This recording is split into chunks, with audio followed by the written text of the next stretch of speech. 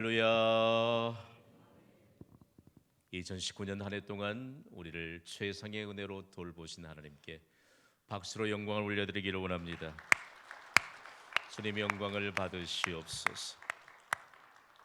한 해 동안 여러분 함께 예배하고 함께 동역하고 주님을 위한 수고를 아끼지 않아 주셔서 얼마나 감사한지 모릅니다. 한 해 동안 수고 많으셨습니다.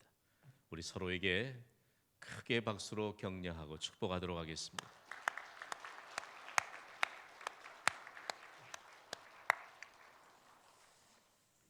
전혀 미동자지 않고 그냥 허공만 바라보시며 박수하는 분들이 계시네. 네 분이나 계신, 네 분이나. 가장 가까이 있는 분들을 좀 바라보시면서 정말 우리의 영혼을 담아서 박수로 축복해요. 시작. 네.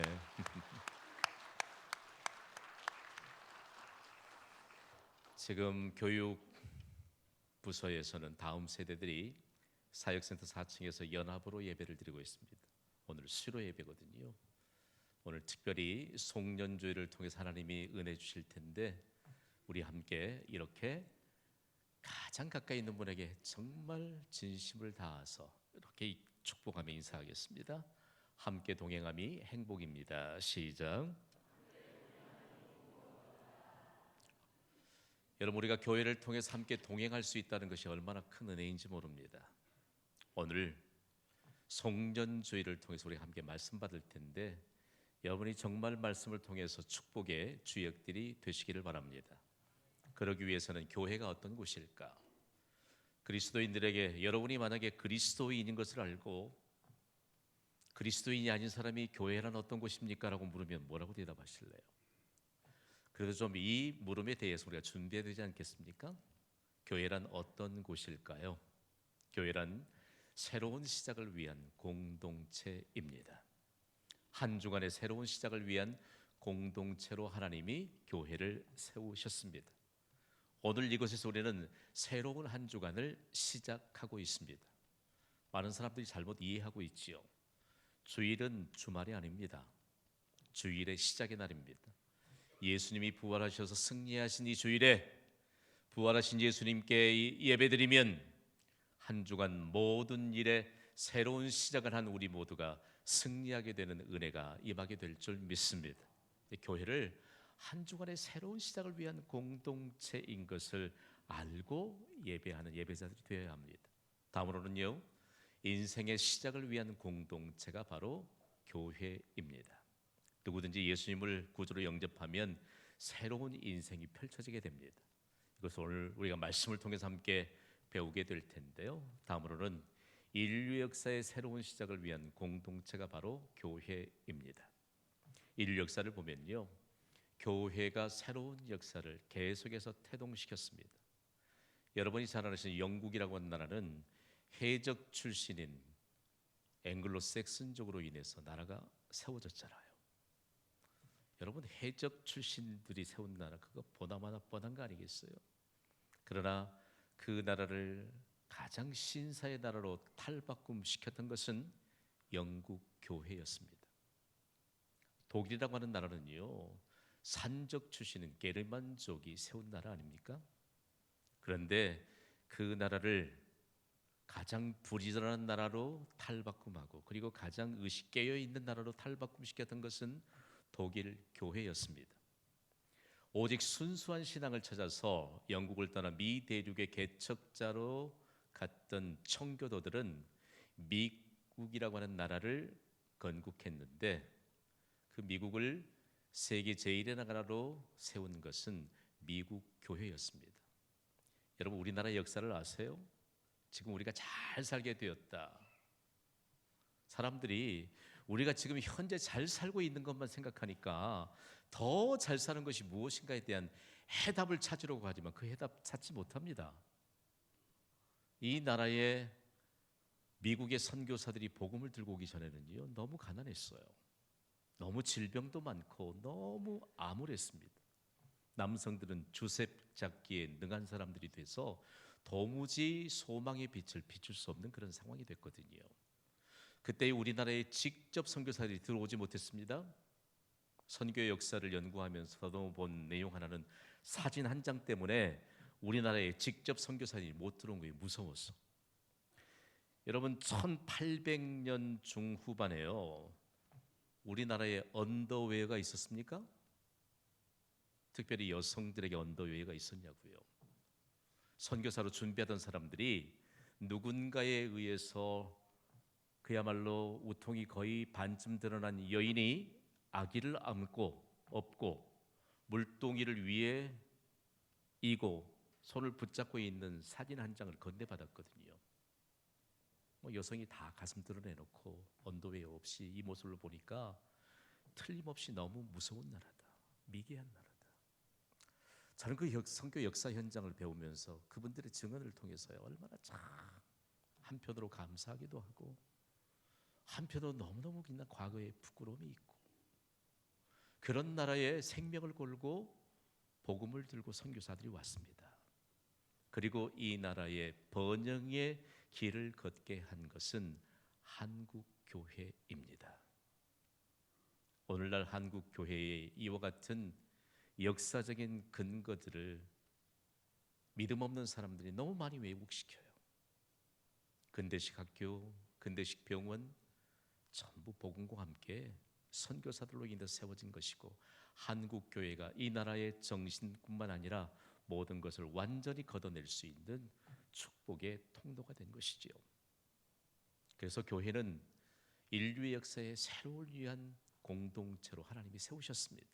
이 사실을 안다면 우리는 그저 감사할 따름인 것이지요. 그런데 어느 곳을 가든지 전혀 기대치 않았던 곳에 교회가 세워지게 되었고요, 기대치 않았던 도시를 변화시켰던 변화의 역사가 펼쳐지게 한 것은 어디였지요? 교회였습니다. 성경을 보면 우상의 도시, 너무 우상이 우글거리던 고린도라고 하는 유럽의 한 도시를 바울이라고 하는 사람이 그의 동역자들과 함께 복음을 전하고 교회를 세웠는데, 기대하지 않았던 변화의 역사가 펼쳐졌습니다. 그러면서 지금까지 주님 다시 오실 때까지 예수 그리스도를 구주로 영접한 모든 그리스도인들에게 자긍심을 갖게 한 말씀이 바로 오늘 본문의 말씀인 고린도후서 5장 17절 말씀입니다. 우리 이 시간 믿음으로 함께 크게 읽도록 하겠습니다. 시작. 그런즉 누구든지 그리스도 안에 있으면 새로운 피조물이라, 이전 것은 지나갔으니 보라 새 것이 되었도다. 아멘. 자, 오늘 말씀을 여러분이 잘 주목해 보시기 바랍니다. 제가 새로운 피조물 할 텐데 여러분은 새 것이 되었도다라고 말씀해 주세요. 새로운 피조물. 자, 우리가 말로만 들었던 이 새로운 피조물은 도대체 누구를 두고 하는 말인가? 예수 그리스도를 만나고 난 이후에 하나님과의 화목된 관계로 회복된 자가 바로 새로운 피조물입니다. 여러분, 누구든지 예수님을 믿지 않으면 죄로 인해서 하나님과 화목된 관계를 유지하지 못합니다. 그러니까 죄를 가지고는 천국을 갈 수도 없고, 죄를 가지고는 하나님의 심판을 피할 길이 없는 것이죠. 자, 여러분에게 묻습니다. 여러분이 예수님을 구주로 영접하셨습니까? 그럼 여러분이 예수님을 만났다는 분명한 이 사실을 믿습니까? 그렇다면 여러분, 하나님과 화목된 관계가 되어서 하나님의 자녀가 된 줄 믿으시기 바랍니다. 이런 사람들에게는요, 나타나는 증거가 있는데 변화된 인격을 갖습니다. 여러분, 우리의 모든 것을 판단할 수 있는 기준이 되는 것을 우리는 가치관이라고 합니다. 이 가치관의 변화, 그것이 바로 변화된 인격을 소유한 것이라는 것이죠. 그래서 우리가 새로운 피조물인데, 새로운 피조물이라고만 들어서는 안 돼요. 새로운 피조물 된 사람들에게는 분명한 증거가 있습니다. 무엇이 증거일까? 새로운 피조물 된 우리에겐 영적 양식을 먹는 증거가 있습니다. 자, 오늘 이 시간 예배를 통해서도 선포되는 이 말씀은 육적인 양식이 아니고 영적인 양식입니다. 그러므로 매일매일 영적인 양식을 먹죠. 이 영적인 양식을 먹는 뚜렷한 증거가 있는데, 이것이 과연 어떤 복을 우리에게 가져다 줄까라고 하는 것인데요, 영적인 양식인, 생명의 양식인 하나님의 말씀을 먹는 자들에겐 영적인 눈을 가지게 되는 은혜가 임합니다. 여러분, 우리가 똑같이 눈을 가졌는데 영적인 눈을 가지는 것이 복인 줄 믿습니다. 여러분이 믿음이 깊어지기 전에 영안이 열려야 된다. 영적인 눈을 가져야 된다라고 말하는데 이것은 가치관의 변화가 우리의 눈을 통해서 보여지는 것입니다. 퀴즈 하나 할까요? 여러분, 다이아몬드가 귀중하게 보입니까? 나에게 구원의 은총을 베풀어 주셔서 천국과 영원한 생명을 가져다 주신 예수님이 귀하게 보입니까? 대표로 한 분이 말씀해 주세요. 여러분은 영적인 눈을 가진 축복의 사람인 줄 믿으시기 바랍니다. 은혜는요, 여기서부터 시작해요. 아무리 신앙생활을 많이 해도, 아무리 빈번하게 교회를 출석하면서 예배를 드려도 우리의 눈에 세상의 것이 가치 있게 보인다면 보배이신 예수님을 볼 눈이 없거든요. 그러니까 하나님의 은혜를 아무리 강조하고 외쳐도 우리가 그 비밀을 전수받을 수 없는 것입니다. 다음으로 영적 양식을 먹는 사람에게는 영적 입술을 갖게 하시는 놀라운 은혜가 있습니다. 여러분, 저와 여러분이 만날 수 있게 된 것은 예수님으로 인한 특별한 은혜 가운데 만나게 된 관계입니다. 제가 만약에 하나님의 말씀에 근거한 언어를 구사하지 않는다면 여러분이 저를 목사로 부를까요? 뻔한 세상의 소리를 가지고 여러분과 함께 만난다면 여러분이 저에게 영적인 리더인 목사라고 부르겠냐는 얘기죠. 중요한 내용 하나입니다. 영적인 입술을 가지면 하나님이 축복에 대한 근거자로 살게 하십니다. 그러니까 우리의 입술이 어떤 말을 하게 되느냐라고 하는 문제인 것이죠. 자, 오늘 그렇다면 새로운 피조물 된 증거를 가진 우리가 함께 삼부 예배를 섬기고 있는데 이 예배를 통해서 분명하게 내가 과연 어떤 사람인가를 증거할 수 있게 되기를 원합니다.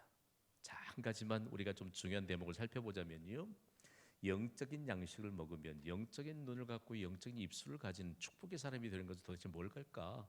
우리는 새로운 피조물인데 하나님의 말씀을 듣고 뭘 좀 생산하는 사람들일까? 라고 하는 대목을 좀 여러분과 나누고 싶습니다.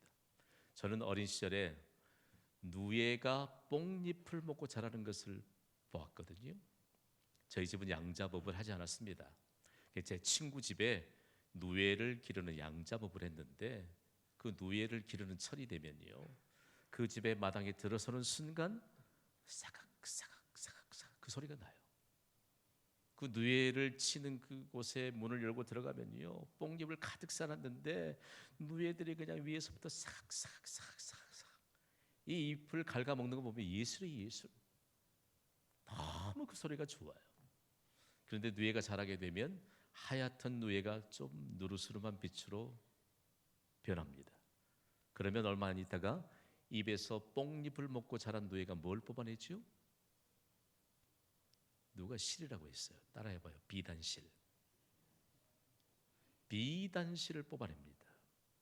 그리고 자신을 그 비단실을 뽑아서 만든 고체 안에 자신을 가둡니다.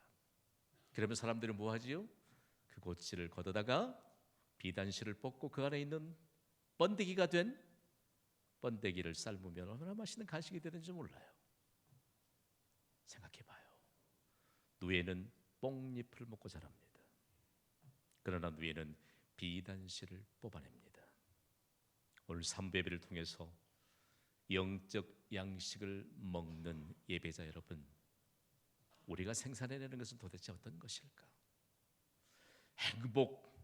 행복의 근원이신 예수 그리스도를 우리가 만나서 영적인 양식을 늘 먹는 우리가 삶으로 맺는 열매는 과연 어떤 것일까?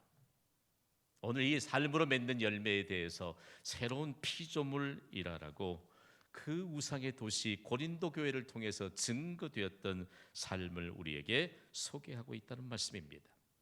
자, 우리가 새로운 피조물 되었다. 그러면서 이전 것은 지나갔고 새 것이 되었다고 말합니다. 이 새로운 피조물은요, 완전한 대체물을 말합니다. 이전 것은 형편없었어요. 생각해 볼까요? 예수 믿기 전에 이전에 우리의 삶 다 한 성까지 가셨잖아요. 저도 그렇고 그게 옳은 줄 알았다고요. 옳은 줄 알았다고 그랬. 세상이 말이요, 믿지 않는 사람들이 젠장 하니까 지금도 여러분 혹시 그런 언어를 구사하고 그런 생각 가지고 살고 있지는 않습니까? 이전 것과는 완전한 대체물인 새 것이 되었다. 그래서 바울 사도는 자신이 새로운 피조물이 되었기 때문에 고린도 교회 성도들과 함께 그 우상의 도시를 새로운 도시로 탈바꿈하면서 이전 것은 지나갔으니 보라 새 것이 되었도다. 우리 다 함께 소리 높여 읽겠습니다. 시작. 이전 것은 지나갔으니 보라 새 것이 되었도다. 아멘. 우리가 새 것이 되었어요. 새로운 피조물이 되었습니다. 그렇다면 새로운 피조물이 된 우리는 과연 어떤 삶을 살아가는 것일까요?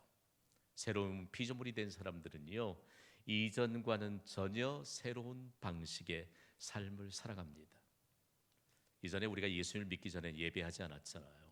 예배하면 어떤 일들이 일어날까? 제가 오늘 여러분에게 선언합니다.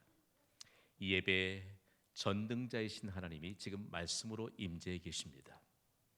우리가 전혀 의식하지 않는 이 시간, 여러분의 질병을 어루만지시고 고치시는 능력자로 함께 하심을 믿으시기 바랍니다.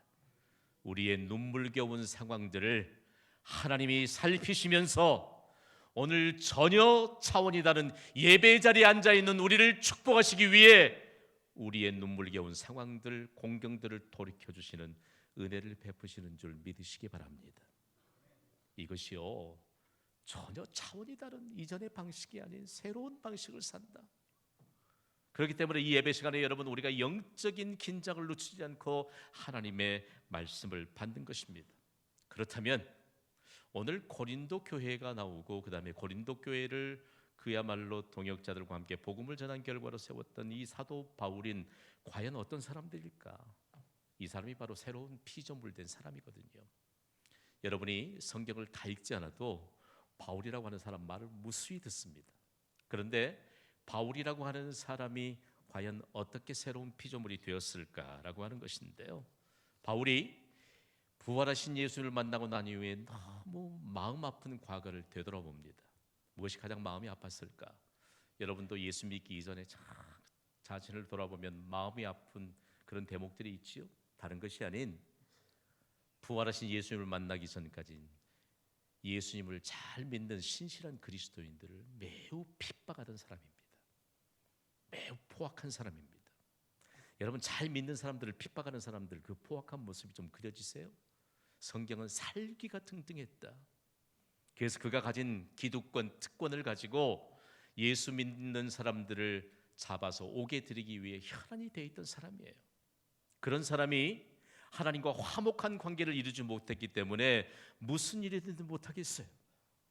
그러면서 하루는 이 바울의 핍박을 피해서 지금이 현재 시리아 땅인 다메섹이라고 하는 곳에 피하여 갔는데 그 정보를 입수하게 된 것입니다.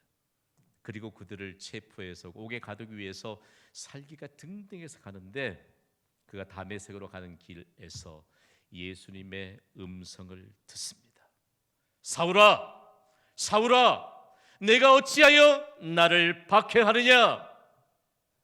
아니, 김 목사님 바울이라고 해놓고 성경은 사울이라고 하는데요, 사람들이 좀 잘못 이해하는 경향이 있습니다.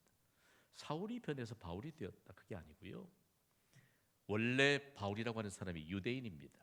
그러니까 히브리식 이름을 갖고 있는데 그 이름이 바로 사울이지요. 그런데 바울의 아버지가 바울이 어린 시절에 길리기아 다소로 이민을 갔습니다. 그런데 거기는 로마 제국의 영토예요. 그러니까 로마 제국이 사용하는 언어를 빌어서 그가 로마식 이름을 가졌는데 그 이름이 바울입니다. 그리고 사울이 부활하신 예수를 만나고 난 이후에 로마 제국이 세계를 지배하게 될 때 로마 제국 지배하에 있었던 이방의 나라들의 교회를 세우고 복음을 전하기 위해 가장 유력하고 효율적인 이름인 로마식 이름인 바울을 사용했던 것입니다. 제 이름이 김판석 아닙니까? 좀 어렵죠? 영어권에 있을 때 제 이름에 대해서 말하면요, 판자만 해도 어렵다고 그래. 자기 이름은 되게 어려운데. 그래서 제가 이름을 가졌어요. 영어 이름을 데이빗이에요. 지금도 제가 미국에 가면 데이빗 파스트 데이빗이라고 불러요. 그런데 그 이름이 너무 쉽대요. 우리 이름은 너무 어렵대. 생각해봐요. 그러니까 바울이라고 하는 이 이름을 가지고 이방의 교회를 세우고 복음을 전하고 수많은 사람들을 새로운 피조물 되게 하는데 하나님이 얼마나 효율적으로 사용했는지 모릅니다. 그런데 바울이 복음을 전했던 이 고린도는요, 너무너무 번화한 도시였고 이곳에 잘 사는 사람이 많았는데 미친 사람들이 많았습니다. 무엇에 미쳤을까? 그래서 바울이 충격적으로 당시의 정황을 이렇게 말하거든요. 함께 읽어볼까요? 시작. 우리가 만일 미쳤어도 하나님을 위한 것이요 정신이 온전하여도 너희를 위한 것이니. 아니, 성경이 고급 언어로 기록이 됐는데 다른 말 말고 왜 미쳤다고 말할까? 그것도 당신이 미쳤어요 라고 말하면 좋은데 우리가 미쳤어도. 사도 바울은 복음에 미친 사람입니다. 예수님께 미친 사람입니다. 우리가 바로 그런 사람이죠. 그런데 그때의 고린도의 정황을 보면 고린도에 사는 수많은 사람들이 그리스 신화에 나오는 디오니소스라고 하는 술신을 숭배하는 사람들이 많았거든요. 로마 신화에 나오는 술신의 이름을 여러분 아세요? 바쿠스, 우리 음력으로는 바카스. 중요해요, 여러분. 그 술신을 추구하는 수많은 사람들이 많은 사람들을 술신을 믿도록 열정적으로 사람들을 끌어들였거든요. 그 뒤에 하는 일은 술을 흠뻑 취해서 광단적인 춤을 추는 것입니다. 하루 종일 광단적인 춤을 추는 것도 모자라서 그들은 며칠씩 춤을 추면서 광란의 춤을 추면서 산으로 들어 배회하는 그 모습을 보고 고린도 사람들이 손가락질을 하면서 저 사람들 미친 사람들 아니야? 미쳤구나! 그렇게 손가락질 받던 때입니다. 그런데 바울과 동역자들이 복음을 전하고 교회가 세워졌잖아요. 고린도 교회 성도들이 열정적으로 복음을 전합니다. 예수님을 전합니다. 그리고 이전과는 전혀 차원이 다른 삶을 사는데 많은 사람들을 교회 안으로 인도하기에 충분한 그런 삶의 증거, 새로운 피조물 된 삶의 증거를 갖습니다. 그 사람들을 보니까 마치 술신에 빠져있는 사람들처럼 예수님께 미친 사람들이에요. 이런 정황 가운데서 그 사람들에게 그래 너희들은 술신에 빠져서 정말 정신이 나간 사람처럼 미쳤지만 우리는 예수 그리스도께 모든 것을 다 쏟아붓는 미쳐있는 사람이기 때문에 우리는 하나님을 위한 사람이요 그리고 너희를 위한 사람이다. 그러면서 고린도 도시인들 한 사람 한 사람을 교회로 초대하고 그리고 교회를 통해서 그들이 새로운 피조물로 바꾸는 역사적인 일들을 하게 된 것입니다. 여러분 용서하고 들으십시오. 오늘은 김 목사를 위해 예비된 축복의 날인지 몰라요. 나 한 번도 당신 미친 사람이요 이런 얘기 한 번도 못 해보고 살았습니다. 하니까 너무 시원해. 여러분 오늘 우리는 예수님께 미친 자들로 살아가고 있습니다. 바꾸어 보면 이것은 너희의 관심이 어디에 집중이 되어 있느냐라고 묻습니다. 여러분 우리의 관심이 예수님께 집중되어 새로운 피조물 되어 살면 우리에게 새로운 인생의 역사가 펼쳐지게 될 줄 믿습니다. 이것이 하나님의 약속이에요. 우리 교회가 교실 한 칸에서 복음을 증거하면서 시작하게 될 때 아무도 이와 같은 규모를 가진 교회가 될 것이라고 짐작하지 않았어요. 저 사람들 정신 나간 사람들이네. 공격하는 사람들이 많았습니다. 김 목사가요 훈련센터 안에 예배센터를 갖추고 사역센터를 갖추게 되는 이 일들을 위해 기도하기 시작할 때 사람들이 저 정신 나간 사람이구나, 한국 물정을 모르는 사람이구나, 오늘 우리가 다른 거 다 팽개치고 주님을 향한 믿음으로 열정을 쏟아붓는 이 예배에 나오는 모습을 보고 아니 허구한 날 예배할 텐데 오늘 하루쯤 우리랑 같이 놀지, 정신이 나갔나, 이런 평가를 받는다면 우리는 새로운 역사의 주역으로 태동될 근거를 갖고 있는 줄 여러분 믿으시기 바랍니다. 그래서 교회는요 인류 역사가 증거해요. 다시 결론적으로 이렇게 증거합니다. 교회는 새로운 시작을 위한 공동체입니다. 왜요? 이전 것은 지나갔습니다. 보라 새 것이 되었다는 이 말씀에 대한 증거자가 되기를 주님의 이름으로 축복합니다. 어제 눈물을 흘렸지만 오늘 웃게 하실 분은 예수 그리스도이십니다. 어제는 힘이 없었지만 오늘 새 힘을 공급해 주셔서 모든 일에 승리하게 하실 분은 예수 그리스도이십니다. 오늘 이 은혜를 증거하도록 새로운 시작을 위한 공동체로 하나님이 교회를 세우셨습니다. 교회를 왜 공동체라고 할까요? 공동체에 대한 의미를 정리해야 되겠지요. 공동체는 정해진 테두리 안에서 구성원들이 모든 것을 함께 이루는 것을 말해요. 그러면서 나라는 개념에서 우리라는 개념으로 정립되는 곳이죠. 자, 오늘 우리가 함께 예배를 드리는 이 공동체에서 함께 복받는 자가 될 줄 믿으시기 바랍니다. 교회가 공동체인 이유예요. 그러면서 공동체를 통해서 우리가 하나님의 가족인 것을 알게 되고, 하나님의 가족들은 생각을 정리해야 되는데 제가 나라고 말하면 여러분은 우리라고 말해주세요. 크게. 그리고 혼자라고 말하면 여러분은 함께라고 크게 말해주세요. 나 혼자 중요합니다. 예배도 함께 하잖아요. 저는 오늘 여러분에게 경신교회가 14년 전에 세워진 이후에 어떤 일이 있었을까? 저는 경신교회를 여러분과 함께 주님의 행복한 공동체로 세우는데 목회에 초점을 맞추었습니다. 경신교회 하면 행복을 세상을 향해 전달하고 그리고 함께하는 교회로, 공동체로 그렇게 정평이 나기 시작했습니다. 우리 함께 선포해 볼까요? 시작. 자, 함께함이 행복입니다. 새로운 피조물들이 함께하는 것이 행복인 것을 나타내는 공동체가 바로 경신교회지요. 그러면 우리가 이곳에 새로운 시작을 한다는 것은 도대체 어떤 의미일까? 우리가 새로운 역사의 주역이 된다는 말씀입니다. 먼저 좀 축복할까요? 옆에 있는 분에게 우리는 새로운 역사의 주역입니다. 시작. 아멘. 저는 경신교회를 통해서 많은 분들이 새로운 역사의 주역이 되어가고 있는 것에 대해서 매우 자긍심을 갖고 있는 사람입니다. 우리 교회 안엔 함께함이 항복이라는 이 사실과 함께 더불어 새로운 피조물 되어 새로운 역사의 주역들이 된 분들이 참으로 많습니다. 그 가운데 한 분을 좀 소개하려고 해요. 제가 목장 모임을 나누는데, 큐티 나눔을 하는데 교장 선생님으로 재임하시는 한 분께서 이런 고백을 하십니다.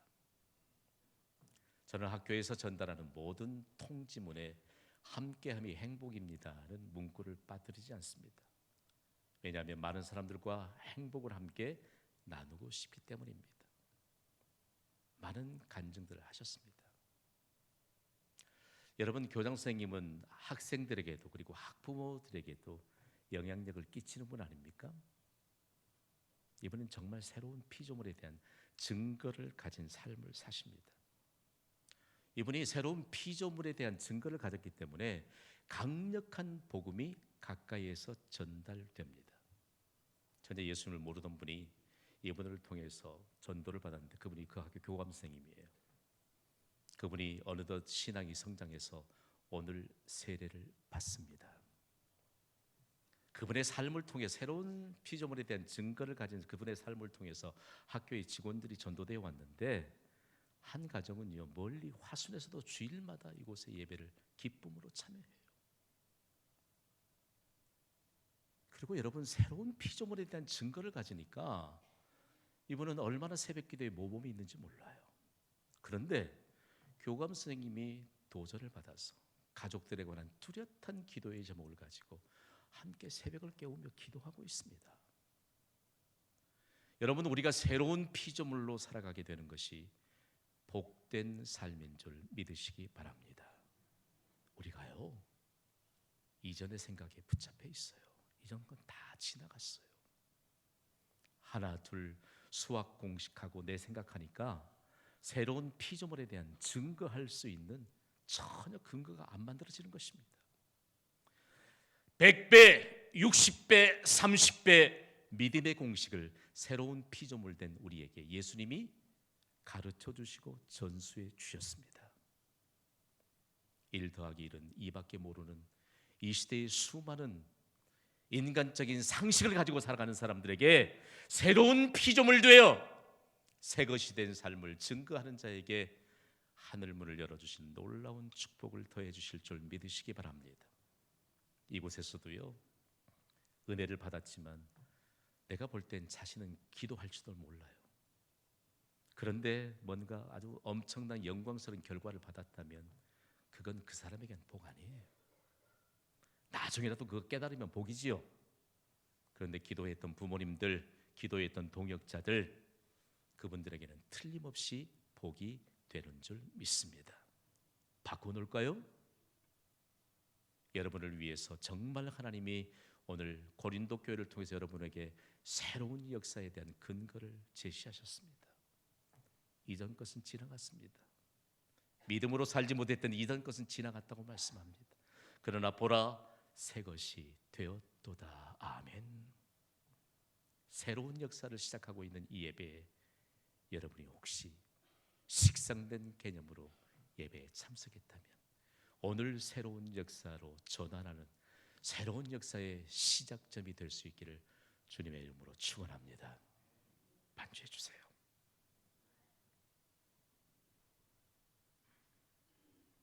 가슴에 손을 얹어 볼까요?